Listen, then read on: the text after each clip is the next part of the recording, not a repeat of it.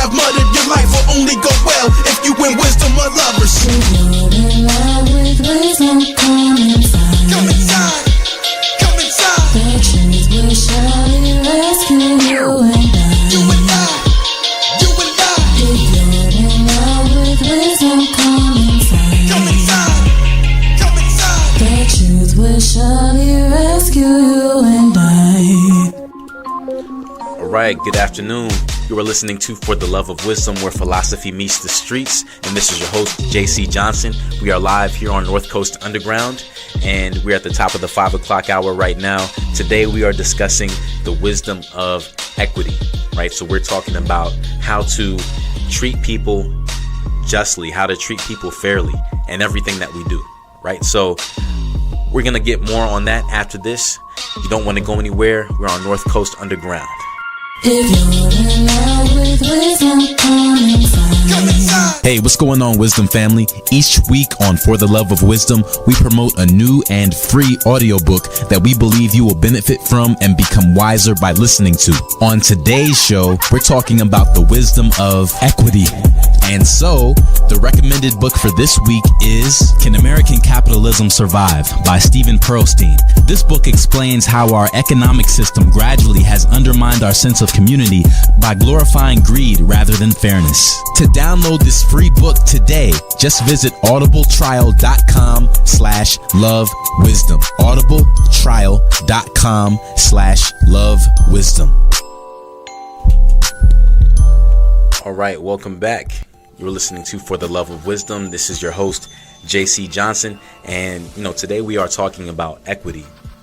And in hour one, we pretty much went over what equity is about. We talked about what it isn't. And just as a quick recap, we basically said that equity is the quality of being equal or fair.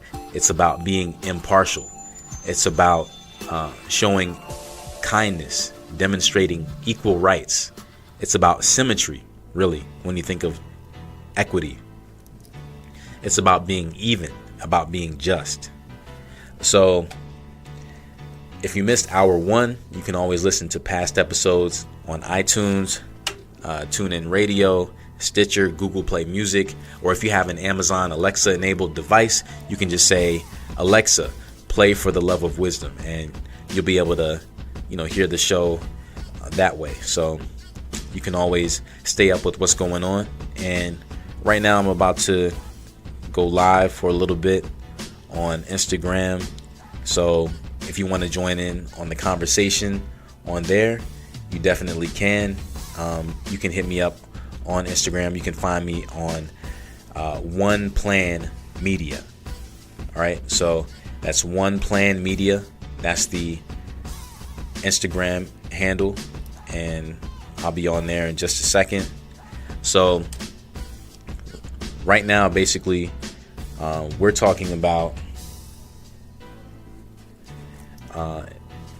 the book of the week. And, every week there's pretty much a different book that I like to focus on, something that I think properly goes into the topic, whatever the topic is, something that is kind of, gonna allow us to go deeper. And one book that I think is really good, it's actually technically not out yet. It has been, a portion of it has been released just for review purposes, but it's a great book. It's actually coming out on September 25th, and it's called Can American Capitalism Survive? So this is a pretty cool book, just from what I've checked out so far. I think that it's something that will definitely at least start a good conversation. Not everyone is going to agree with what this author has to say, because basically it is asking the question, does capitalism work, right? Does a capitalistic society produce the types of results that we hope that it will? And basically, what he's saying here is that in times past, it was a good thing. However, the capitalistic system has been abused in many ways, and the thing that it was supposed to do, which was supposed to help people, is actually kind of doing the opposite. So we're going to get into a little bit of what he has to say, but just some notes from the book, or just something that describes what it's about. He says here that 30 years ago, the whole greed is good and maximizing shareholder value, right? He's talking about how these things became the new mantras woven into the fabric of our business culture, economy, and politics.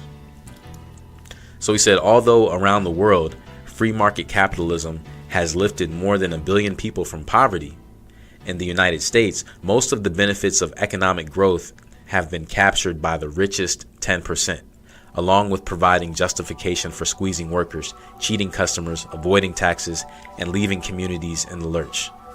So he says, as a result, Americans are losing faith that a free market economy is the best system. So that is a mouthful of information, right? But basically what he's trying to say is that, capitalism could work if more people were benefiting from it. But what he's saying is it's really only 10% of the population that's really being positively affected by it. And globally, if you look at it, if only 1% of the global population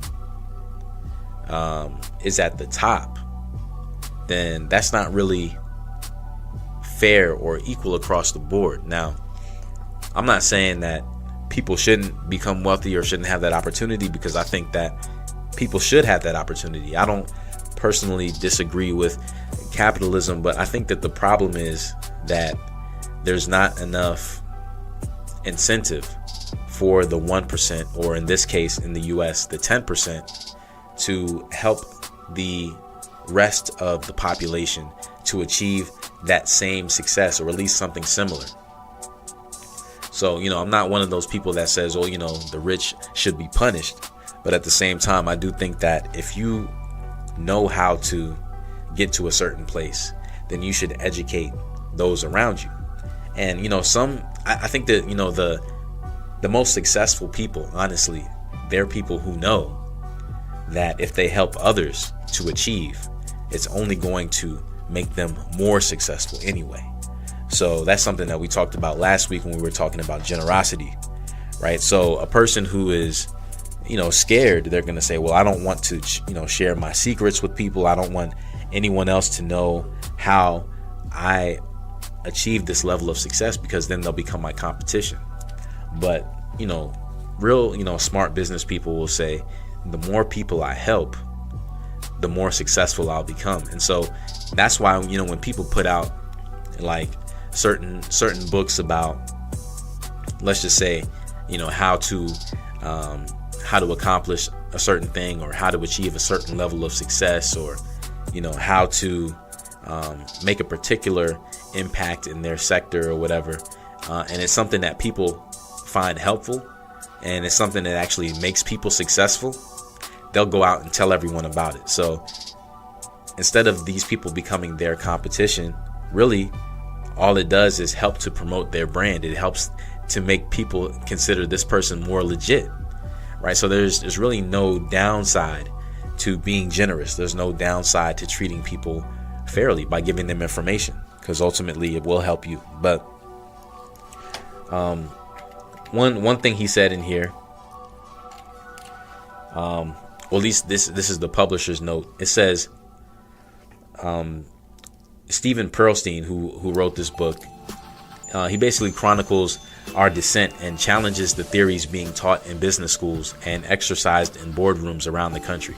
Because, it says that we're missing a key tenet of Adam Smith's Wealth of Nations, right? And so that's something else to check out. But he says here, without trust and social capital, democratic capitalism cannot survive. So I'll say that again. Without trust and social capital, democratic capitalism cannot survive. So equality of incomes and opportunity need not come at the expense of economic growth. And so this is really a book that I think goes deep into some of the issues that we're facing, and there's people on both sides of the argument. You know those who are hardcore advocates for capitalism will say, the opposite of that would be a socialistic society, and we don't want that. We don't want there to be a cap on how much money people can make, or we don't want the government to regulate everything that we do. And I definitely agree with that. I don't think that that's the purpose of the government. The government is not supposed to hinder people from growing. That would be the opposite of the American dream. But I think that what we can take away from socialism and that kind of thought is the whole idea of, it's cool that you're making money. It's good that you're prospering and that your business is growing, but don't forget to treat people fairly in the process. Don't, just pay everyone else the lowest minimum wage possible while you're making billions, but let's share the wealth, right? So, but more on that after this. You're listening to North Coast Underground, where the underground starts with you. And this is your host, JC Johnson, for the love of wisdom, where philosophy meets the streets. All right, we'll be right back after this. You're now listening to For the Love of Wisdom on NorthCoastUnderground.com, where the underground starts with who? No other but you.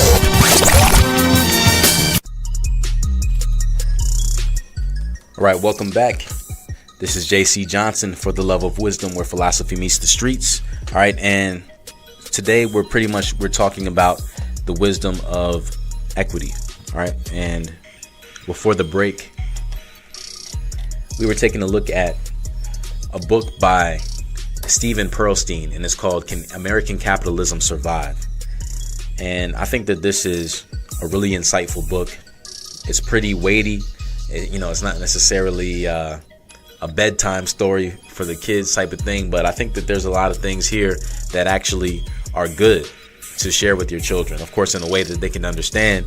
But this is something that's really important. It speaks about the current state of our society, and it talks about how pretty much we're not going to survive if we keep doing things the way that we've been doing it. A few quotes from the book that really stood out to me here before we continue.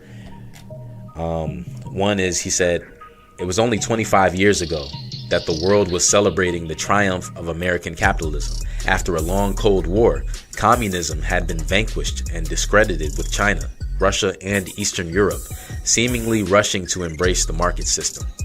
Right? So basically it's saying that around the world, this embrace of market capitalism would lift more than 1 billion people from poverty, which is a good thing. That's an awesome thing, because people are now seeing, okay, I can not just make ends meet, not just barely make it, but I can actually thrive in this society. I can actually, do something that's going to put myself and my family in an awesome financial place.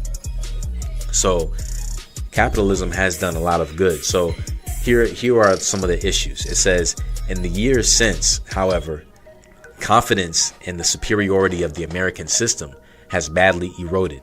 A global financial crisis that started in Asia and spread to Russia and Latin America shattered the Washington Consensus.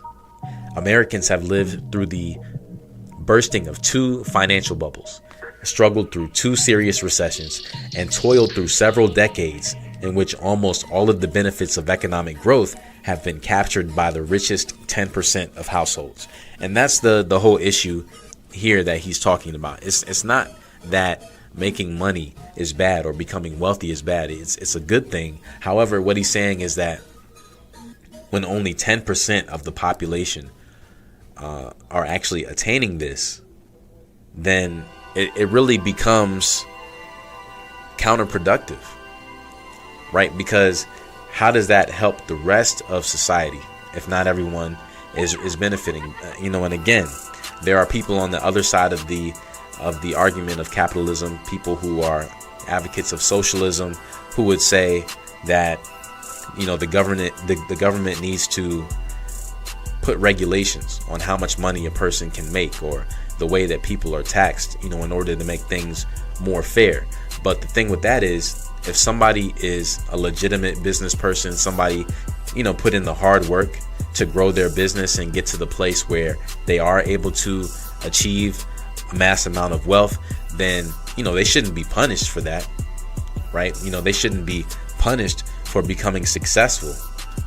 But the argument has always been, but how do you reconcile the two, right? How do you encourage people to make money, to attain success in this country, but at the same time put regulations in place so that things are equitable or fair across the board? And this is something that I don't think can be resolved in any simple conversation or even through legislation that the government can impose. I think that this is less of a legal issue or a political issue.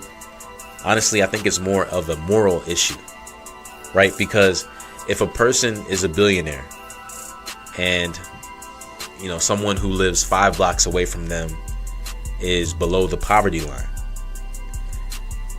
they are not obligated, right, to help that person. They're not obligated to share the wealth that they've accumulated. There's no law that says they have to. However, morally, I think that if a person knows how to do something, they should share it with others. And part of what we talked about during the break is there are some who are afraid to share that kind of information because they're afraid that, people will become their competition. But most people who are not only successful, but people who continue to have that success and who actually make an impact are people who are not afraid to share their secrets, people who are not afraid to let other people know how they did it, because that's really the only way that you can encourage that system, that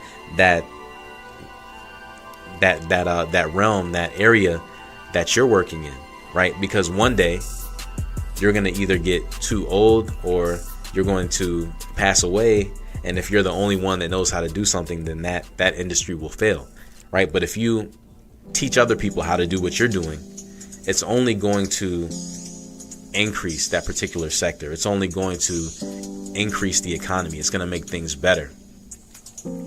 And one thing in school, in schools, people don't talk about this too much. We learn math, science, the basics, but there's not a lot of emphasis put on how you can create wealth and sustain wealth. It's more so, how can you just get by, just enough. And there are plenty of people who I think would be able to teach others how to do it, but it's just not something that's really so encouraged in our society. And I think that that's definitely something that would help a lot of the situations that we see today. So it's not about putting a ban on the wealthy. It's not about saying they're not allowed to accumulate a certain amount, or that they have to be forced to share or to be taxed heavily. But I think that really it should be, this is a moral conversation. This is, how can we encourage people to make their own decision to share the wealth, not even just financially, but the wealth of knowledge, right? How can people feel a sense of camaraderie, amongst their fellow citizens, to say, I have a moral duty to make sure that I'm passing on what I know so that other people can be where I'm at. So I'm not up here at the top by myself, right? I can share the wealth with those who are around me.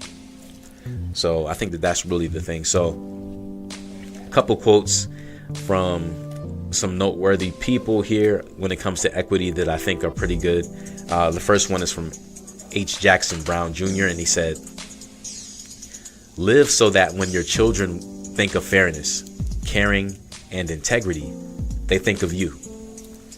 Now that's a huge charge right there. That's a lot of responsibility. You might say, well, that's a little bit too much. I at least just need to know that I need them to know that I'm the one that, can pick them up after school or whatever. I don't know about all of that, but hey, you have to remember, your kids are looking at you. You're the example, right? So you're the person that they look up to, and they want to know who they should become, and they do that by looking at you. They learn from their friends, they learn from their teachers, they learn from their favorite musicians and actors, but above all of them, they're looking at you. Here's another one. Is from Daniel Kahneman, and he says, employers who violate rules of fairness are punished by reduced productivity, and merchants who follow unfair pricing policies can expect to lose sales. So people who try to cut corners or to take advantage of people in hopes of gaining more, it looks like they end up only hurting themselves. So that's not a good thing, but more on that after this. You're listening to North Coast Underground, where the underground starts with you. We'll be right back. NorthCoastUnderground.com. It's your boy, Tear It Up, Tommy Tom from Beyond Sports, and you're listening to For the Love of Wisdom with your host, Jason Johnson. All right, welcome back. You're listening to For the Love of Wisdom, where philosophy meets the streets. And we're on North Coast Underground, where the underground starts with you. All right, so on today's episode, we are talking about the wisdom of equity, right? And that's not necessarily talking about the equity that you have in your house. Although, as far as the root of it all adds up. But what we're focusing on specifically, we're talking about equity in the sense of equality, fairness, justness, treating people the right way, treating people how we want to be treated. That's what equity is about. And we looked at a couple quotes before the break from some notable people. Quote from H. Jackson Brown: live so that when your children think of fairness, caring, and integrity, they think of you. Another one from Daniel Kahneman: employers who violate rules of fairness are punished by reduced productivity, and merchants who follow unfair pricing policies can expect to lose sales. Right? So people who try to cut corners, people who don't treat others fairly, they're going to suffer ultimately. See, greed is not the way to go, right? So let's look at a couple other ones here. There's one here from Barbara Boxer, and here's what she had to say. She says, "We are all different, yet we are all God's children. We are all united behind this country and the common cause of freedom, justice, fairness, and equality. That is what unites us." So I'm going to read that one more time. It says, we are all different. Okay. So this has to do with what we were talking about during the first hour. There was an article that was written by a parent, and she talked about how one thing that she learned by becoming a parent is that it's not about treating your children equally in all circumstances. It's about treating them fairly. And what that means is that something that is in the best interest of one child may not be in the best interest of the other child. So it's not always about having a cookie cutter approach to parenting or to anything in life, really. It's about taking things on a case by case basis and doing the thing that you know is going to ultimately benefit that person the most, because everyone is different. Even identical twins are different, because if they were both the same, they would both have the same DNA. They would be undistinguishable. They would have the exact same thoughts at the exact same time, and they would always be similar. But that's not the case. So that's something that I think that we all can learn from, really, regardless of your situation, whether you are a parent and it has to do with, raising children, or, even if you're an employer and we're talking about equity in the workplace or in your friendships, whatever situation you find yourself in, being equitable, treating others the way that we would want to be treated. Sometimes it takes some knowledge, right? It takes knowing that person, because what works for one may not work for another. And it's also knowing yourself. It's knowing your motives. It's knowing your strengths, and it's knowing your limitations, because ultimately that's going to impact how you treat people. Here's one from Winnie Mandela. All right, so I think this is pretty powerful. She said, I'm not ashamed of anything. She said, I'm not ashamed of anything I've ever done in the name of fairness and justice for my people. And that's awesome. And that's something to think about, because it's one thing to be ashamed because you did the wrong thing. You set somebody's house on fire, then I can understand being ashamed of that or regretting that, right? But if you did something that's right, and maybe you suffered some ridicule or persecution as a result of it, it's a good thing. It's a good thing that you stood for what is right. More people need to take a stand for what is right and not worry about the consequences, because there's never a downside to doing the right thing. It may not be what's comfortable, but ultimately it's going to be good. And if you think about it, one thing we're going to speak about in a future episode, we're going to be talking about the wisdom of eternity. But one thing that you have to keep in mind is that we're here in this life for only a short amount of time, right? And nobody is, we're not all even guaranteed the same amount of time. Some people live for 100 years. Some people live for 25 years. Some people live for one day. Some people live for 3 months, right? Some people live for 115 years, whatever. There's all different types of lifespans that people have. And there's no guarantee. There's no guarantee. It's not like when you're born, you're not like a gallon of milk. You're not born with your expiration date written on your forehead so that everyone knows how much time you have. No, that's something that is a mystery. It's a secret. It's something that only God knows. Only God knows what each person's expiration date is. And so we can't necessarily say, well, I have time. I have time to do the right thing in this, this circumstance or whatever. I don't have to do it today. I can wait until next year, or I can wait until next week. But no, we can't say that, because the amount of time that we have to do anything is really something that has not been revealed to us. It's not something we've been made privy to. So every opportunity that we have, every day, every second, that's when we should be thinking about doing the right thing. Because ultimately, when it's all said and done, and a person is, when a person does exit this life, and a person does enter into eternity, right? You're going to be only known for what you did here in this life. That's your legacy. That's what's going to influence those that come after you to either do what's right or to do what's wrong. And because of fear of persecution and backlash and ridicule, there are a lot of people in the world that we live in today who are afraid to do the right thing.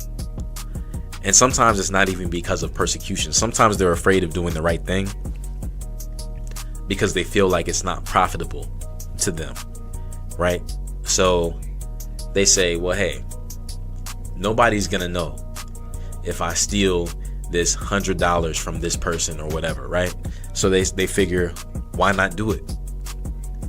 But what they're missing out on, the point that they're missing, is that this has a negative outcome ultimately, because you're stealing money to avoid being financially bankrupt, but in the process you've become morally bankrupt.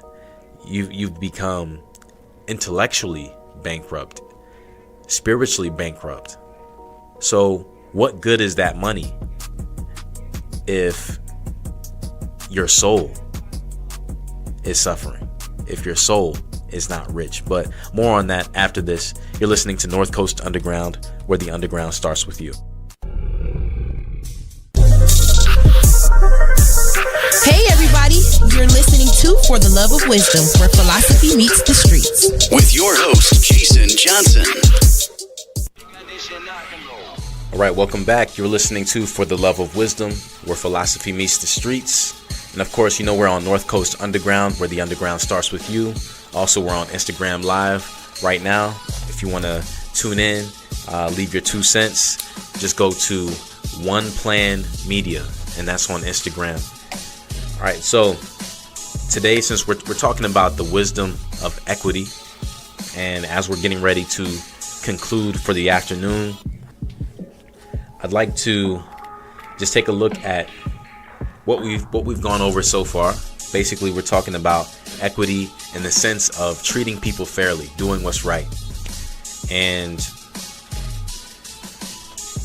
I think that the best way to truly sum up, this topic and any topic is to take a look at the source of all wisdom. This show is a show about wisdom and philosophy. And, God, I believe God is the author of wisdom. And so I think we should take a look at what he has to say about this topic.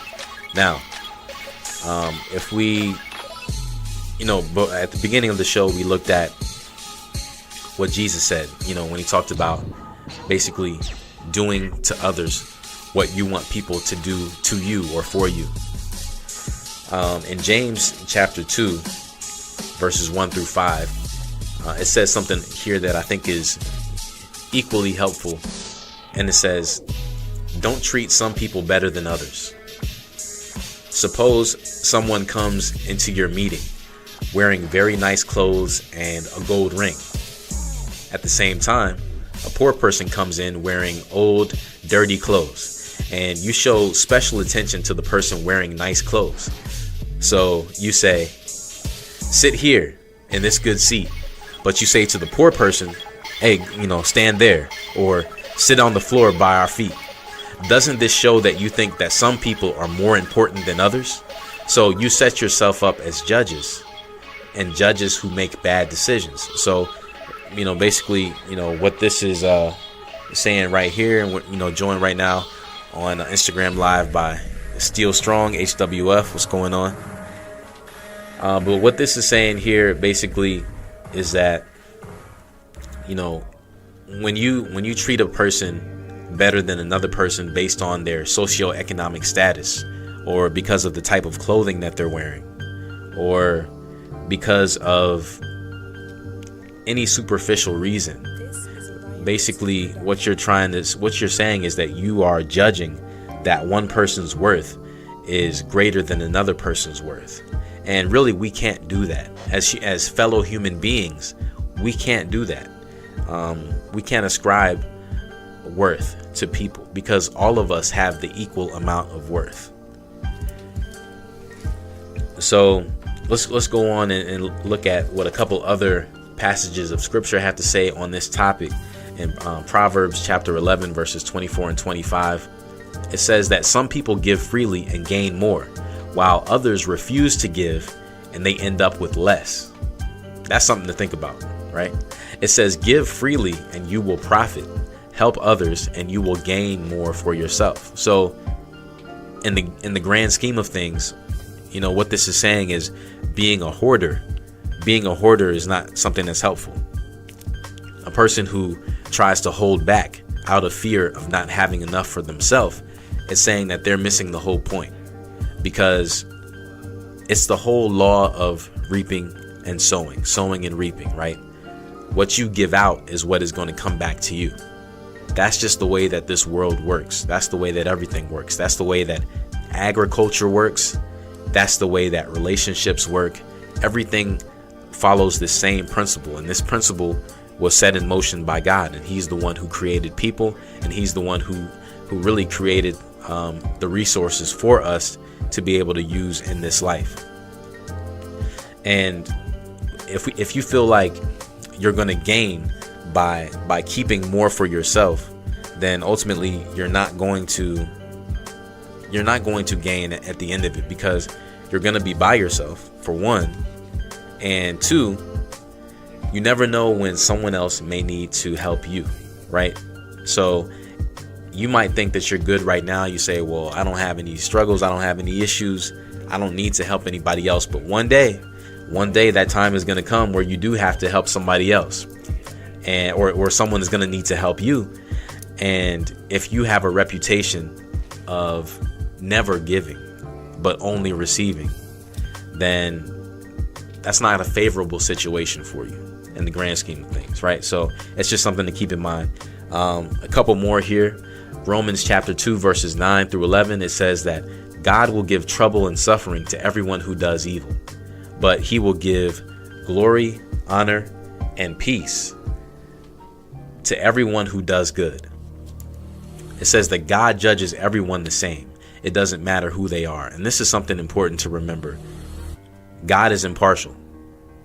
So he doesn't say, well, hey, you have Jordans and that person has some shoes from Payless, so therefore you are a better person than that person. No, God is not like man. He's not like human beings. He doesn't make those kind of decisions. God looks at the heart. And ultimately, whether a person is good or evil, God still takes care of everyone. He still treats everyone fairly, whether they deserve it or not. I know I don't deserve any good thing that comes from God, but it doesn't stop him from giving me anything good. And that's how God wants us to be towards one another. He doesn't want us to be partial. He wants us to be fair across the board, no matter what. That's why when you look at it, when someone's in prison, they may be a serial rapist and murderer, and they've done so many evil things, right? However, because they're still a citizen, because they're still under the care of the government, when they're in prison, at least they're supposed to anyway, they're still given food to eat, right? They're still given a place to sleep. Now, I'm not saying that prison is the place to be, but the basic human essentials they give to everyone, regardless of if they're in there for tax evasion or if they're in there for murder. Everyone receives the bare necessities, the basic essentials. So that's all we have for today. This is JC Johnson. Be here with you next time on North Coast Underground. Is power, power is money, and money makes the world go round. Money, power, respect, I get it. Higher, learning, yeah, I'm with it. Only get better with time, keep God on my mind with wisdom. There's no limit, there's no limit. Get up and get it, can achieve the impossible, conquer every obstacle. Exhausted from grinding, constantly push and do what they say I could. Life is what you make it.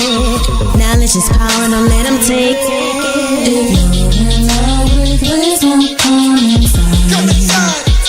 Come inside. The truth will surely rescue you and I. You and I. You and I. If you're in love with wisdom, come inside. Come inside. Come inside. The truth will surely rescue you and I.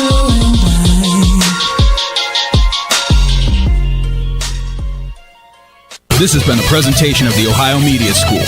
Jam in, work it, turn the whole thing. NorthCoastUnderground.com, where the underground starts with you.